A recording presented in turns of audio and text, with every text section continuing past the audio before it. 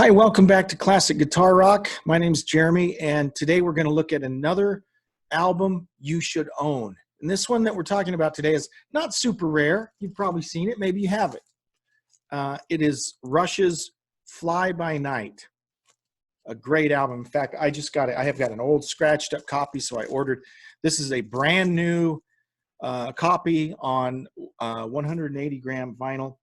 By the way, if you're getting back into vinyl, or if you haven't had a chance to do so yet, the 180 gram records are great, man. They're just a lot thicker and more solid, and they sound great. But I wanted to talk about this album now. For Rush fans are interesting, right? And I'm a Rush fan, a Rush nerd, I guess you'd call me. And typically Rush fans are Rush fans, right? And they will buy all of their albums. And then you got other folks that they know the occasional Rush song and they like it, but they don't really consider themselves a diehard Rush fan. This is an album, I think, maybe more so than, and I'm a Rush fan, so I love all the nerdy stuff, right? I love Farewell to Kings. I love Hemispheres. I love 2112. They're all phenomenal. That's not for everyone, right? A lot of people don't dig those as much. Caress of Steel, that's a kind of a tough album to slog through if you're not a diehard Rush fan. This one, in my mind, is a good, I don't want to call it middle of the road, right?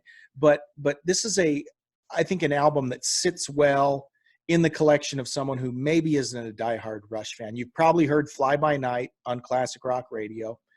And the rest of this album is along that vein.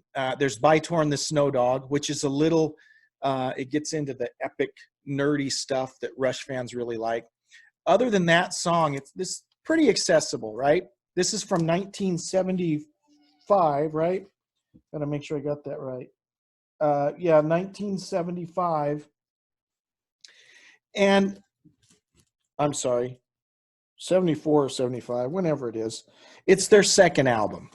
And in my mind, and this is not a slam against their debut album, but in my mind, this is really the introduction of Rush as we know them, right? This was the first album that Neil Peart played on, and you really see the difference on this album versus the first album. The first album, they had John Rutsey drumming, and it's a great rock album, right? Very much inspired by Led Zeppelin. You hear a lot of Led Zeppelin inspiration in there.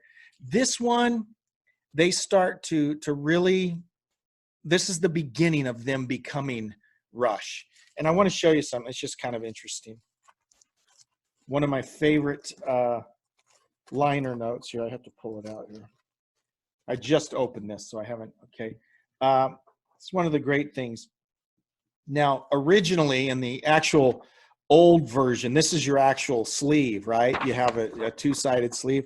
In these newer versions, they'll put the record in a nice little anti-static sleeve, and then they give you a separate version just so you have the artwork. But what's really kind of cool, and I don't know if you can see it, and Neil Peart did this, right? He there's lots of pictures you can find of, he'd write out the lyrics in this kind of fancy ornate way. There's illustrations there. It's handwritten. It's just kind of a cool little touch, especially now that Neil has passed away. I think these things are just a little extra special to have. But the tracks on the album: Anthem, Best I Can. Best I Can is the first Rush song I ever learned on guitar. It was one that I heard, when I was a 14-year-old learning how to play guitar, there was no way I was going to tackle Xanadu, right? But on this album, I heard Best I Can. I thought, I think I could learn that. And so I worked that out. Not the solo. I never did work out the solo, but I did learn that, and me and my buddies would play Best I Can. But there's Anthem, Best I Can, Beneath, Between, and Behind, Bytor and the Snow Dog. This was their first epic tune, 8 minutes and 57 seconds. And that was kind of a harbinger of things to come for Rush, because they later got into longer and longer songs. Fly By Night, which is the one we all know, right?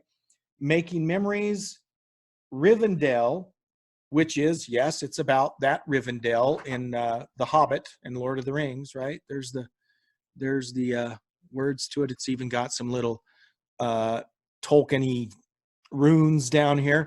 But that's kind of cool. It's a beautiful song. My brother, who was not into music much at all, but he was a big time nerd, right? Loved Tolkien and all of that. And when he heard this song Rivendell, he's like, "Oh, I love that song." And he made a recording, right?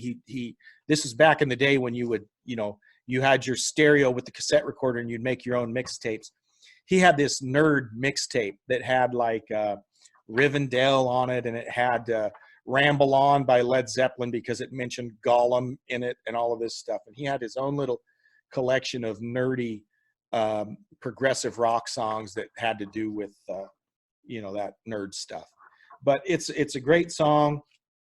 The whole album is really good. And I don't think I'm alone in this. I think since Neil passed last month, a lot of us have kind of been going back and reintroducing ourselves to a lot of this stuff that we maybe hadn't listened to in a while. That's why I reordered this. I hadn't listened to my Fly By Night album in probably 20 years.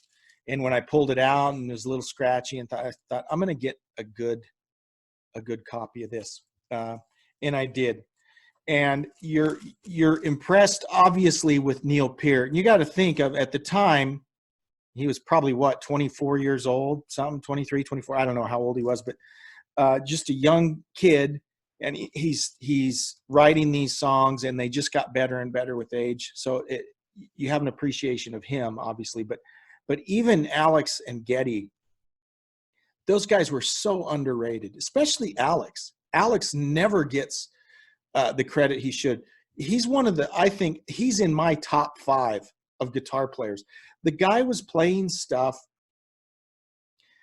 You listen to Farewell to Kings, for example. The dude is playing stuff, solos that no one else played like. And he never gets the credit for that. So anyways, you hear that on this, right? Even way back here, you're hearing what would become kind of trademarks of his style, a lot of suspended fourth chords and suspended second chords.